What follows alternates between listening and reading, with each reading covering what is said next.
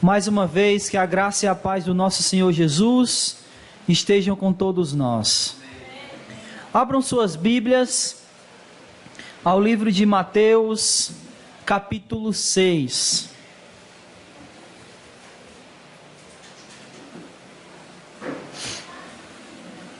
Nós iremos fazer a leitura à medida que a gente for falando sobre cada uma das coisas que nós iremos dizer aqui a respeito da vida do discípulo de Jesus.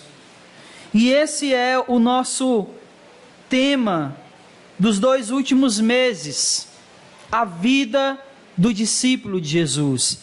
Então, antes de nós iniciarmos aqui o nosso passeio por todo o capítulo 6 do livro de Mateus, eu convido os irmãos que possam orar juntamente comigo. Oremos. Senhor, em nome de Jesus, nós mais uma vez queremos te agradecer, porque o Senhor nos deu o privilégio de cantarmos louvores a Ti, e a Tua igreja já te adorou de muitas maneiras essa noite. Ela te adorou através dos cânticos, ela te adorou quando celebrou a ceia do Senhor, ela te adorou, Senhor, através das ofertas, e nesse momento a Tua igreja deseja ouvir a Tua voz. Então fala ao nosso coração, que o Teu Espírito me use, Senhor, em nome de Jesus, para que a Tua palavra seja pregada e a Tua voz seja ouvida pela Tua igreja, Pai.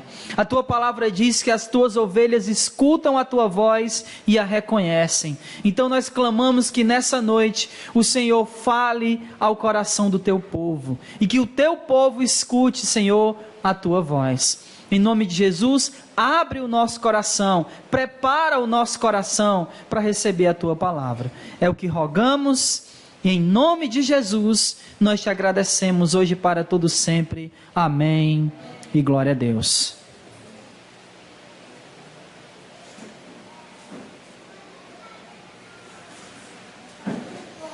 Há 2 domingos, nós falamos aqui a respeito que o discípulo de Jesus, ele é sal e ele é luz. Todo mundo lembra disso? Quem estava aqui, levanta a mão. Amém. Essas são características visíveis do discípulo de Jesus. Características essas, não apenas visíveis, mas que verdadeiramente precisam ser vistas. O discípulo de Jesus, ele precisa ser notado como sal e notado como luz. E foi isso que a gente falou há 2 domingos atrás. Ou melhor, acho que sim, acho que foi 2 domingos atrás. Foi? Foi, né? Foi no primeiro domingo, não foi? Ah, então foi há 3 domingos atrás. Só que hoje nós iremos falar das características do discípulo de Jesus, características não visíveis, ou pelo menos, que não necessariamente precisam ser vistas. O ser sal e ser luz são características que precisam ser notadas, mas essas aqui, essas atitudes do discípulo de Jesus, que nós iremos falar hoje, são características, são atitudes que não necessariamente precisam ser vistas, precisam ser notadas. Aliás, o texto vai nos dizer que elas não devem ser vistas, não devem ser notadas.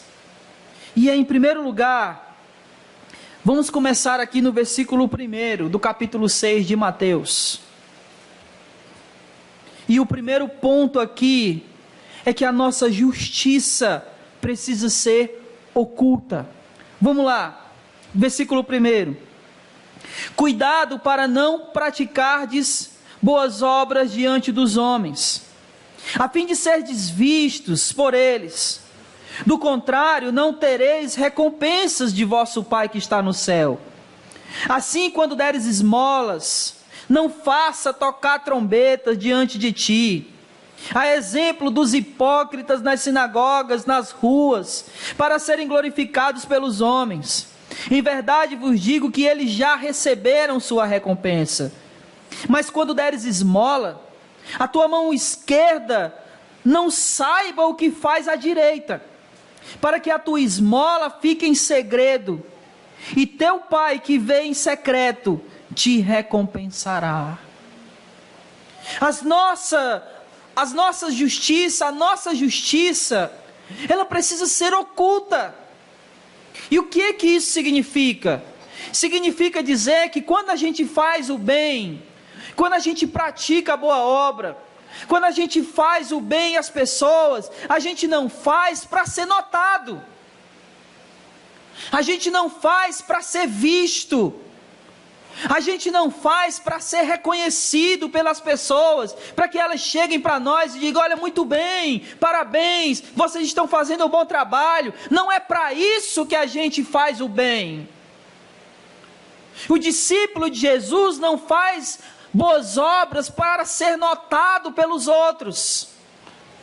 É bem verdade que quando a gente pratica a boa obra, a gente vai ser notado, mas o que ele está dizendo aqui é que a nossa intenção não deve ser essa. A intenção do discípulo de Jesus em fazer o bem não é para que as pessoas vejam que eles estão fazendo o bem. E preste atenção,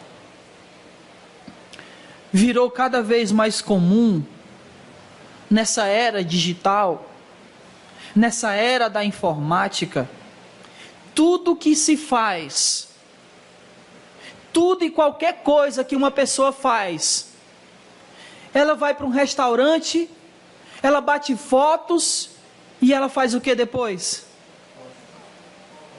Posta onde? Nas redes sociais. Isso acaba que a gente tem percebido muitos irmãos fazendo isso. Vamos distribuir sopa para as pessoas, para os moradores de rua. E aí a gente vai, leva lá, distribui a sopa para os moradores de rua, e aí bate muitas fotos, e depois que a gente faz isso, o que a gente faz? Coloca nas redes sociais. O que é que nós acabamos de ler aqui? Preste atenção.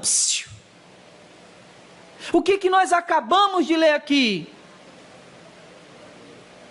O que é que nós lemos aqui? Que quando a gente dá esmola, a nossa mão não saiba o que fez a direita. A gente não faz para ser visto. Mas virou cada vez mais comum as pessoas fazerem isso. Bater uma selfie e mostrar: olha, eu estou ajudando o mendigo, eu estou ajudando o morador de rua, eu estou levando comida para ele. E isso não é próprio do discípulo de Jesus. Porque não é a nossa intenção ser visto. Essa obra, a boa obra, essa atitude do cristão, ela precisa ficar em oculto. E por que eu disse que quando a gente faz boa obra a gente vai ser visto? Quando ele está dizendo que a gente deve fazer em oculto. Bom, é claro que a gente vai ser visto. Ninguém tem uma capa da invisibilidade, tem? A pessoa para quem você dá a comida vai saber que você deu comida para ela? Sim ou não? Sim. Então você vai ser visto. Então a intenção dele aqui não é a gente fazer as coisas escondido. A gente fica de trás de um muro e aí a pessoa vai passando e a gente rebola a sopa para ela não ver que foi a gente que deu. A intenção dele não é essa. A intenção dele é dizer que a nossa intenção quando fizer o bem não é ser notado. Não é tocar trombeta e anunciar: olha, eu estou fazendo isso. Olhem para mim, me observem, atentem aqui como eu sou bom. É disso que Jesus está falando aqui. É disso que se trata, fazer em oculto. é fazer com a intenção, não de ser visto, mas de fazer o bem, e que em fazer esse bem, o nome do nosso Senhor seja glorificado. Essa é a atitude do discípulo de Jesus, que a nossa justiça, ela seja oculta, que quando fizermos o bem, não vamos fazer para ser vistos ou notados, ou para que todos saibam, porque aquele que é mais importante que saiba, já está vendo. Ele vê todas as coisas, boas e ruins que a gente faz. Então é a Ele que nós devemos fazer, mostrar, e não para os outros. Porque parece que fica uma competição de quem faz mais. Olha, está vendo, eu estou fazendo, o outro vai e faz a mesma coisa, está vendo, eu estou fazendo mais. E a intenção não é a gente disputar para ver quem é que faz mais. A intenção é a gente fazer o bem, porque fazer o bem é próprio do discípulo de Jesus. Não é uma disputa, não é um concurso. É porque a vida do discípulo exige isso. E a vida do discípulo é fazer a justiça de Deus, é fazer as boas obras, não para ser visto, mas para que o próximo seja atendido na sua necessidade, e consequentemente, o nome de Deus será glorificado. Uma segunda coisa que o discípulo de Jesus precisa fazer, e também fazer em secreto, é a nossa oração. E o segundo ponto aqui que eu queria tratar sobre a atitude da vida do discípulo de Jesus é a invisibilidade da oração. Acompanhe aí versículo 5. E quando orardes, não sejais como os hipócritas, pois gostam de orar em pé nas sinagogas e nas esquinas das ruas, para serem vistos pelos homens. Em verdade vos digo que eles já receberam sua recompensa. Mas tu, quando orares, entra no teu quarto e fecha a porta. Ora a teu pai que está em secreto, e o teu pai que vê em secreto te recompensará.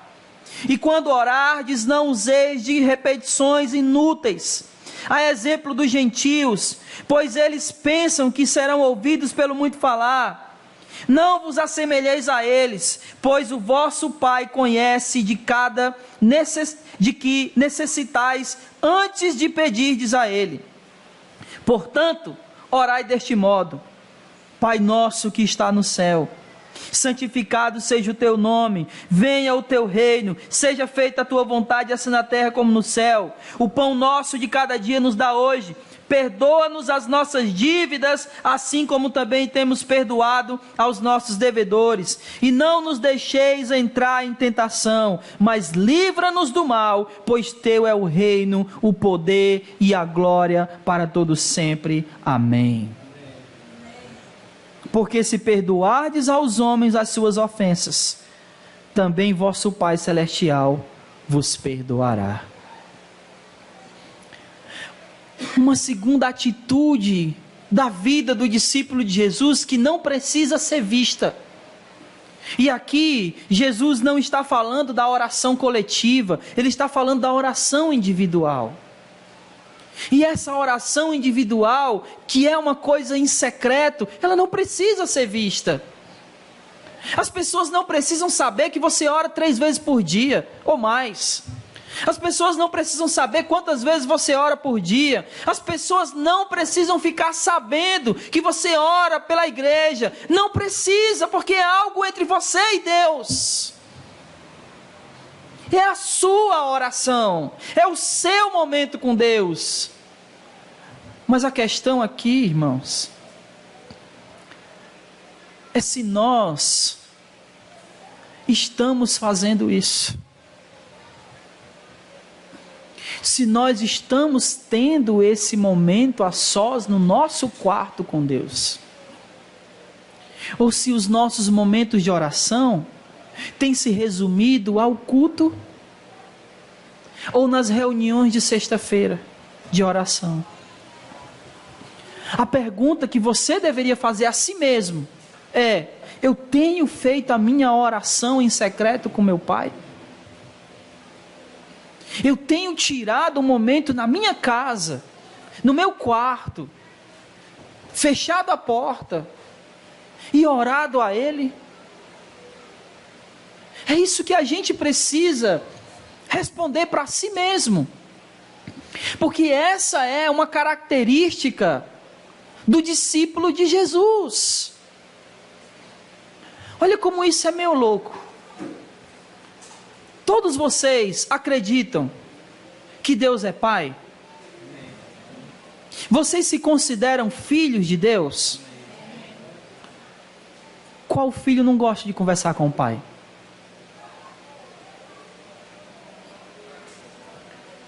Eu sei que aqueles que não têm mais o seu pai gostariam de ter uma conversa com ele. E por que a gente às vezes não quer ter essa conversa com o nosso Pai Celestial? Quanto tempo faz que nós não tiramos esse tempo para conversar com o nosso Deus? Para falar com Ele, para clamar a Ele, como Tiago e Pedro diz, né, lançar sobre Ele toda a nossa ansiedade, porque Ele tem cuidado de nós, para fazer conhecida diante dEle as nossas petições e súplicas e ação de graça. E Jesus aqui, Ele não apenas está dizendo que a gente tem que entrar lá em secreto e conversar com o nosso Deus em oração, mas Ele está dizendo como, ou o que falar diante dEle. Quando entrarmos no nosso quarto em secreto, nós devemos glorificar a Deus, porque Ele diz: Pai nosso que está no céu, santificado seja o vosso nome, e dá a Ele o que é devido, venha a vós o teu reino, e não querer colocar Deus na parede para que Ele faça a nossa vontade, mas que seja feita a vontade dEle, assim na terra como é feito no céu. Jesus está nos mostrando o que dizer, quando entrarmos no nosso quarto e ficarmos a sós com o nosso Pai. Que Ele nos perdoe, e essa é uma das partes mais difíceis dessa oração, que Ele nos perdoe assim como a gente tem perdoado o outro. Você já imaginou isso? Você diz: olha Senhor, me perdoa assim como eu tenho perdoado. E se você não tem perdoado? Isso significa o quê? Significa o quê? Que Deus não nos perdoará. Mas é isso que a gente tem que fazer. Colocar diante dele as nossas necessidades, o pão nosso de cada dia. Preste atenção nessa frase, meu irmão. O pão nosso de quando? De daqui a 1 ano. De daqui a 5 anos. Nos dá o pão de daqui a 5 anos. Não. É o pão de cada dia. Porque a cada dia nós demonstramos o quanto nós confiamos nesse Deus e a provisão diária dele. Eu não preciso estar me preocupando com daqui a 10 anos. Eu preciso me preocupar com cada dia, e ele vai dizer isso mais na frente. Basta cada dia o seu mal. E a gente vai já chegar lá, porque ele diz: não andeis ansiosos por coisa nenhuma. Mas antes de chegar lá, voltemos para a questão da oração. Jesus não está apenas dizendo que o discípulo dele precisa ter esse momento a sós com o Pai, mas ele está dizendo o que o discípulo dele tem que dizer quando estiver a sós com o Pai. Isso significa dizer, meus irmãos, que quando estivermos fazendo as nossas orações, a gente não deve fazer Porque às vezes a gente brincando fala, né? Não devemos fazer a oração do mendigo. Como é a oração do mendigo? A gente só pede. Mas nas nossas orações tem que envolver tudo. A adoração a Deus, porque Ele é o Senhor de toda a terra. A oração tem que envolver tudo. As nossas ansiedades ser lançadas sobre Ele. Mas nós precisamos, como discípulo de Jesus, ter o nosso momento a sós com Deus, porque essa é uma atitude que está, por assim dizer, impregnada no discípulo de Jesus. Não existe discípulo de Jesus que não queira estar a sós com o seu Pai. Não existe. Se não me falha a memória, foi Charles Spurgeon que disse que o crente que não ora não é crente. O cristão que não ora não é cristão. Ele estava errado? Ele estava errado?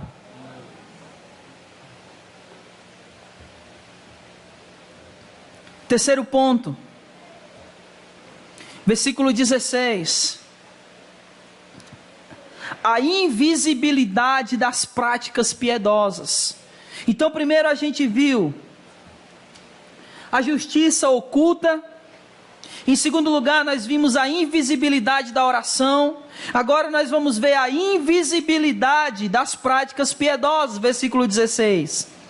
Quando jejuardes, não vos mostreis entristecidos, como os hipócritas, pois eles mudam a aparência do rosto, a fim de que os homens vejam que estão jejuando.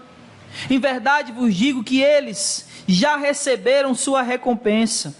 Tu, porém, quando jejuardes, põe óleo na cabeça e lava o teu rosto, para não mostrar aos homens que estás jejuando, mas a teu Pai que está em secreto, e teu Pai que vê em secreto te recompensará. Ele está falando aqui de uma terceira atitude do discípulo de Jesus, que é o jejum. E se, como discípulos, muitas vezes a gente tem negligenciado a oração, o que dizer do jejum? Qual a última vez que nós jejuamos? Que nós dissemos, olha, eu vou fazer um jejum aqui. Qual foi a última vez? E deixa eu dizer uma coisa. O jejum não é, preste atenção, o jejum não é para que você consiga coisas. Se diz assim, olha, eu vou jejuar para conseguir um emprego. O jejum não é para isso. O jejum, ele é para que nós possamos mostrar para Deus o quanto Ele é importante para nós. É nós dizendo para Deus, olha, eu abro mão de tudo, até da comida, porque o Senhor é mais importante na minha vida. Isso é o jejum. O jejum não é para que eu possa conseguir as coisas. O jejum é para eu mostrar de maneira visível para Deus o quanto Ele é importante para mim. É para isso que serve o jejum. E quando nós estivermos jejuando, não é para que a gente vai se mostrar, para dizer para as pessoas, olha, eu estou jejuando. Vocês notem que até agora Jesus está falando a respeito disso, de fazer as coisas pelo simples motivo de ser visto. Para que eles davam esmolas? Para ser notados. Para que eles faziam as orações? Para que as pessoas vissem. Para que eles jejuavam? Para que todo mundo soubesse que eles estavam jejuando. E aí eles faziam cara de doentes. Aí alguém perguntava, por que tu está tão abatido? Não, porque eu estou jejuando. são práticas invisíveis. Ou seja, ninguém precisa ficar sabendo. Eu costumo dizer o seguinte: se você estiver fazendo jejum, não visite ninguém. Porque aonde você chegar, aparece uma coisa, a pessoa vai te oferecer o que comer. E aí às vezes você não quer dizer, não, eu estou fazendo jejum, né? Você diz assim, não, obrigado. E a pessoa insiste. Então se você está fazendo jejum, não vá para a casa de ninguém. Não é uma prática do discípulo de Jesus que deve ser vista. É uma prática que deve ser feita invisível, que ninguém saiba. Mas preste atenção, irmãos. É uma prática. Ela faz parte da vida do discípulo. Só que essa parte da vida do discípulo, que é o jejum, ela tem sido deixada de lado. Voltando para essa questão aqui de ser visto. Vocês lembram da oração do fariseu lá de Lucas? Engraçado é que ele diz, olha, eu oro 3 vezes por dia e jejuo quantas vezes? 3 vezes por semana. O interessante disso que ele estava falando é que ele fazia isso com regularidade. Porque na vida do judeu, o jejum é uma prática que é comum, que é natural. Assim como deve ser na vida do cristão. Mas aí a gente quer inventar. Eu vou fazer jejum de televisão. Onde é que está escrito isso, pelo amor de Deus? Eu vou fazer jejum de internet. Bom, se você prestar bem atenção, isso não faz nem sentido, porque jejum tem a ver com aquilo que você ingere. Com comida. Com algo que você coloca na boca e engole. Então fazer jejum de internet não faz nem sentido. Tu come a internet? Então jejum não é isso, meus irmãos. Jejum é se abster daquilo que nos alimenta. Preste atenção que isso é importante. É nos abster daquilo que nos alimenta, que alimenta o nosso corpo. Como se nós estivéssemos dizendo para Deus, olha, eu abro mão de tudo que me alimenta aqui para ser alimentado por Ti. Isso é o jejum. Eu prefiro ser alimentado por Ti do que ser alimentado por todas as coisas aqui dessa terra. Lembra do que Paulo disse? Porque quando eu sou fraco, aí é que eu sou. Isso é o jejum. É para a gente é para a gente dizer o quanto Deus é importante para nós. Amém? E em último lugar, versículo 19. A simplicidade da vida desapegada. Olha o que ele diz, versículo 19. Não ajunteis tesouros na terra, onde a traça e ferrugem os consomem, e os ladrões invadem e roubam, mas juntai tesouros no céu, onde nem a traça nem a ferrugem os consomem, e os ladrões não invadem nem roubam. Porque onde estiver o teu tesouro, aí estará também o teu coração. A cadeia do corpo são os olhos. A candeia do corpo são os olhos. De modo que se os teus olhos forem bons, todo o teu corpo terá luz. Se porém os teus olhos forem maus, o teu corpo estará repleto de trevas. Se portanto a luz que há em ti forem trevas, que grandes trevas serão. Ninguém pode servir a 2 senhores, porque odiará a um e amará o outro, ou se dedicará a um e desprezará o outro. Não podeis servir a Deus e às riquezas. Olha só aqui uma coisa, antes da gente prosseguir na leitura. Ele está dizendo para nós não acumularmos tesouros na terra. Por quê? Porque preste atenção que isso aqui é muito importante. Você compra um terreno que você talvez passou muitos anos da sua vida economizando para construir a sua casa. E aí você compra aquele terreno, constrói a casa dos seus sonhos. E aí você vai embora para outro país. Você faria isso? Você passou anos da sua vida economizando, comprou o terreno, construiu a casa dos seus sonhos, e aí depois da casa pronta, antes de você entrar para morar, você foi embora para outro país. Você faria isso? Sim ou não, irmãos? Na situação atual do país é de pensar, né?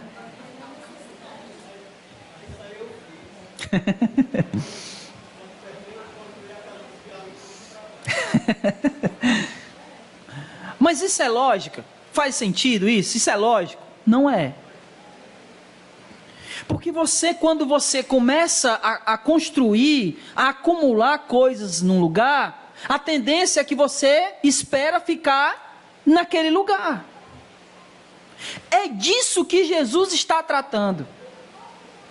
Se nós acumularmos coisas para nós aqui, nós não iremos querer ir embora. A gente vai querer ficar aqui, porque é aqui onde estão nossas coisas. Por isso a gente não deve acumular coisas aqui, porque a gente nunca vai querer ir para o céu. A gente vai querer morar aqui para sempre. As nossas coisas estão aqui. Vocês estão entendendo isso? Por isso ele está dizendo, olha, não acumuleis para vós tesouros na terra, onde a traça e a ferrugem consomem, mas buscai os tesouros do céu. Por quê? Porque aonde está o nosso coração, ou melhor, aonde está o nosso tesouro, está o quê? Se o meu coração está nas coisas da terra, naquilo que eu acumulei, é aqui que o meu coração vai querer estar. Mas se eu acumulo tesouros no céu, é lá que o meu coração vai estar. E se meu coração está lá, é para lá que eu vou querer ir. Vocês entendem isso? Por isso que as coisas dessa terra, elas não podem dominar o nosso coração. Aí eu lembro da parábola que Jesus contou.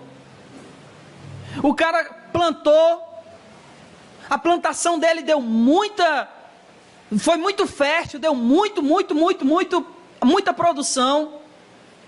Aí ele derrubou os celeiros dele que eram pequenos, construiu maiores.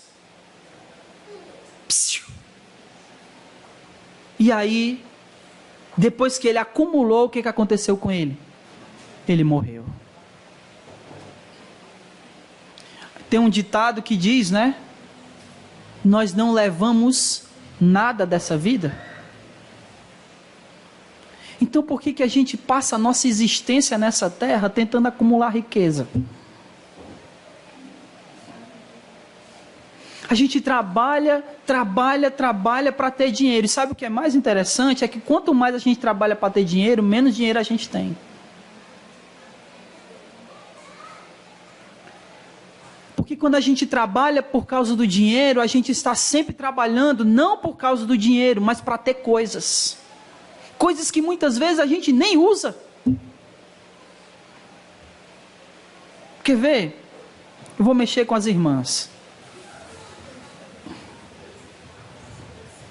Eu tenho certeza que a maioria das irmãs tem roupas ou sapatos que nem usam. Eu estou dizendo isso com relação às irmãs, porque geralmente é mais as mulheres, os homens acumulam menos. Com raríssimas exceções, mas os homens acumulam menos. Às vezes o homem tem 2 calças. Como eu disse, exceções. Mas geralmente é assim, o homem tem uma calça para ir trabalhar e uma calça para ir para o culto.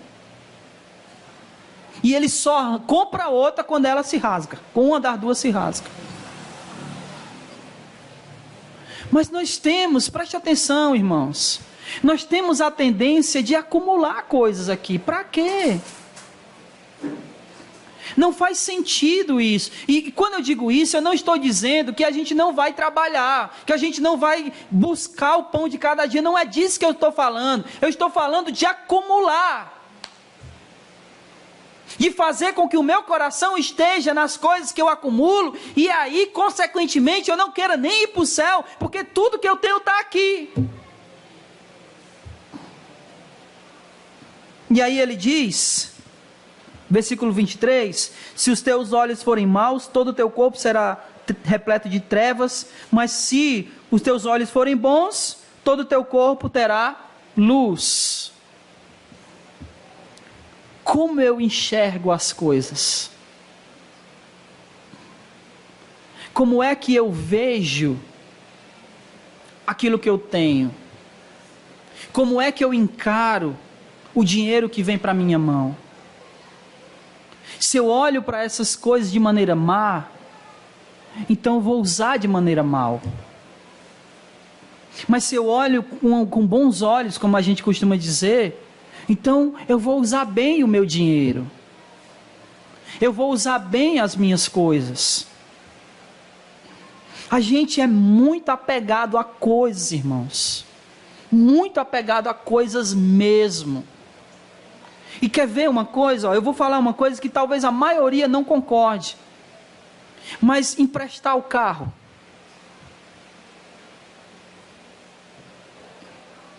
Não é verdade?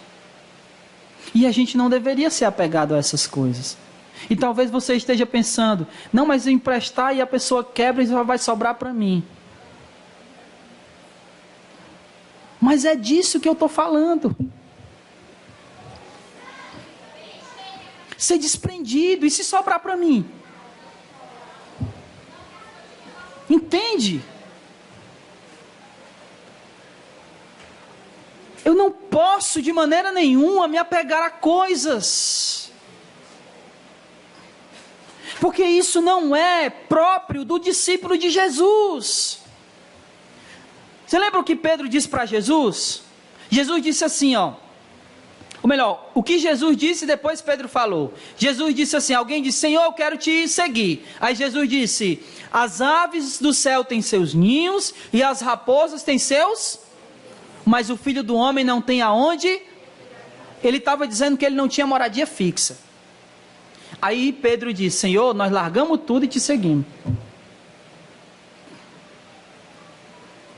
A vida do discípulo é essa. E eu não estou dizendo para você deixar a sua casa e fazer missão, não é disso que eu estou falando. Eu estou falando de ser desprendido de coisas.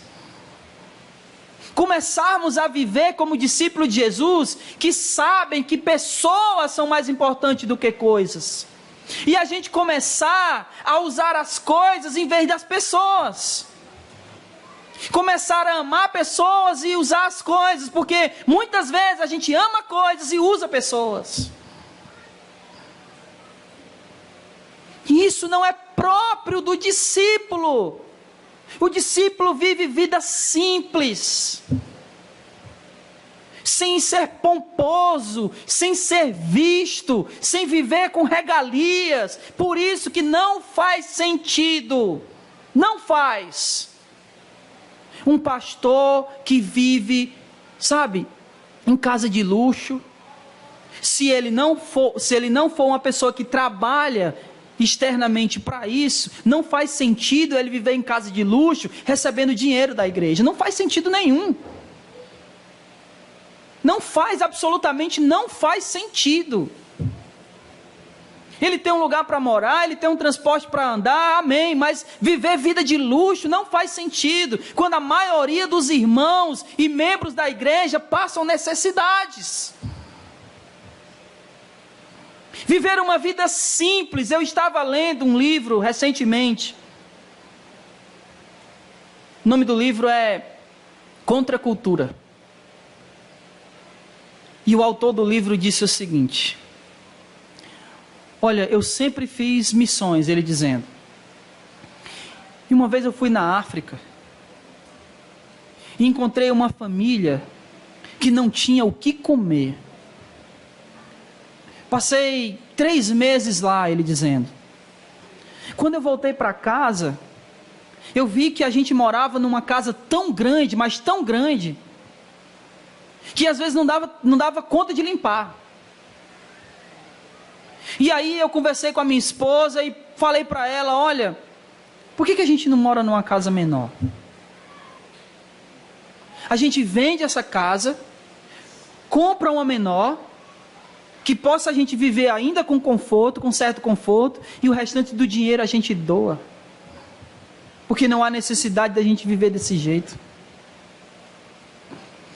Isso me fez refletir tanto, porque eu fiquei pensando quantos teriam essa disponibilidade no coração. De entender que a vida cristã é tão simples. E que a gente não pode viver preso a essas coisas. Sabe por quê, meu irmão? Porque a nossa pátria está no céu. Não é aqui. Aqui a gente pode morrer de trabalhar tentando ter alguma coisa, mas quando a gente morre não leva nada. A gente não leva nem a roupa que a gente está vestindo. Os defuntos, eles vestem aquela chamada mortalha, não sei se ainda chama assim. Hã? Nem tem bolso, né? Mas nem mesmo aquela roupa que as pessoas vestem os defuntos, eles levam, elas ficam tudo aqui. Então por que a gente passa a nossa vida tentando conquistar coisas, quando nós deveríamos nos dedicar mais em acumular tesouros no céu? E como é que a gente faz isso? Ele vem falando desde o começo, fazendo boas obras, orando, jejuando. É assim que nós acumulamos tesouro no céu, fazendo bem, conversando, alimentando o nosso espírito. É assim que a gente acumula tesouros no céu. E esses tesouros aqui que a gente acumula, ninguém pode tirar nem roubar. É disso que se trata o que Jesus está falando. Mas ele continua, versículo 25, e a gente vai encerrar. Por isso digo, por isso o quê? Por isso tudo que ele já falou até agora. Não fiqueis ansiosos quanto à vossa vida, com o que comereis, ou com o que bebereis, nem quanto ao vosso corpo, com o que vestireis. Não é a vida mais do que o alimento, e o corpo mais do que o vestuário? Olhai para as aves do céu, que não semeiam, não colhem, não ajuntam em celeiros, mas o vosso Pai Celestial as alimenta. Acaso não tendes muito mais valor do que elas? Qual de vós, por mais ansioso que esteja, pode acrescentar qualquer 1 hora à duração da sua vida?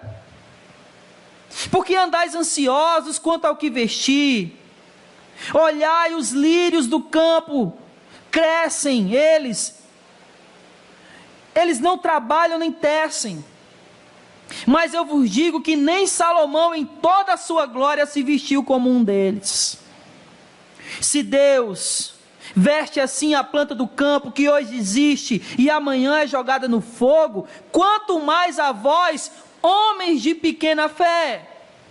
Portanto, não vos inquieteis dizendo: que comeremos, que beberemos, com que nos vestiremos? Pois é os gentios que procuram todas essas coisas, e de fato o vosso Pai Celeste sabe que precisais de tudo isso. Mas buscai primeiro o seu reino e sua justiça, e todas essas coisas vos serão acrescentadas. Não vos inquieteis, pois, pelo dia de amanhã, porque o dia de amanhã trará suas próprias preocupações. Basta a cada dia o seu mal.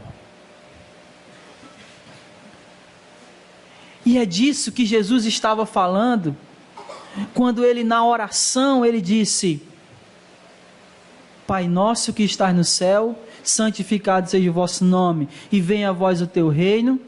E ele disse: o pão de cada dia nos dai hoje. Não precisamos viver com toda essa ansiedade. Eu sei que se você é, assim como eu, um pai de família, você fica preocupado. Mas não deveríamos. Porque o Pai Celeste sabe daquilo que precisamos.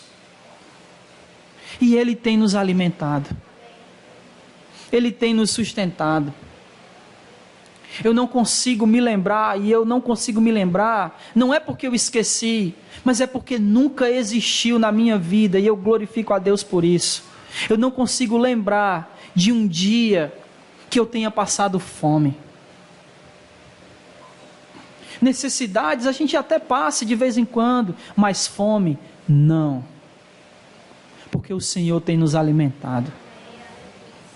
Ele tem cuidado de nós. E não importa se a gente tem 2 calças, a gente está vestido. Não importa se é só água que a gente está bebendo, a gente tem o que beber. O nosso Pai nos sustenta de todas as maneiras que a gente necessita. O que a gente precisa é buscar, em primeiro lugar, o seu reino e a sua justiça. Lembra o que eu venho falando desde o começo? A justiça oculta, fazer o bem, buscar o reino de Deus em oração, em jejum, em vida simples, porque nós não somos dessa terra. Tiago diz que a nossa vida é como neblina, então nós estamos passando aqui uma chuva, porque nós viveremos a eternidade com o nosso Senhor. Essa é a nossa maior esperança. A nossa maior esperança é que nós iremos viver com Ele para sempre. A nossa maior esperança não é que a gente vai ter saúde. Aqui a gente pode até ficar doente, a gente pode viver muitas dificuldades aqui de saúde. A nossa esperança não é que amanhã a gente vai ter uma conta bancária rica, gorda. A nossa esperança não é essa. A nossa esperança é que a trombeta vai soar. E quando nós olharmos para as nuvens, veremos Ele descer das nuvens com poder e muita glória. Essa é a esperança do cristão. Mas as nossas atitudes precisam ser essas. Nós precisamos fazer o bem não para ser vistos. Precisamos orar não para ser vistos. Precisamos jejuar não para ser vistos. E devemos viver uma vida simples, desapegados aos bens materiais, porque nada nessa terra nos pertence. E nós queremos, em nome de Jesus, e eu espero que todos nós aqui possamos viver isso. O que nós queremos é viver na eternidade com o nosso Senhor. Em nome de Jesus. Que essa palavra toque o seu coração. Não as minhas palavras, mas aquilo que a Escritura tem nos ensinado. Que nós possamos fazer mais boas obras. Que nós possamos ter mais aquele momento a sós com Deus. Que nós possamos jejuar mais. E que possamos ter uma vida desprendida desses bens materiais. Que o Senhor nosso Deus nos abençoe. Fique de pé e vamos louvar. O que a gente precisa é buscar, em primeiro lugar, o seu reino e a sua justiça. Lembra o que eu venho falando desde o começo?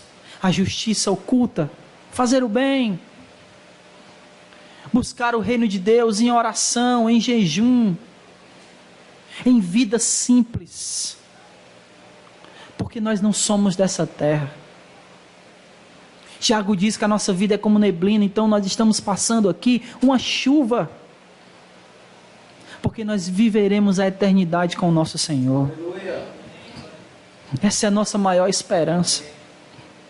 A nossa maior esperança é que nós iremos viver com Ele para sempre. A nossa maior esperança não é que a gente vai ter saúde. Aqui a gente pode até ficar doente, a gente pode viver muitas dificuldades aqui de saúde. A nossa esperança não é que amanhã a gente vai ter uma conta bancária rica, gorda. A nossa esperança não é essa. A nossa esperança é que a trombeta vai soar.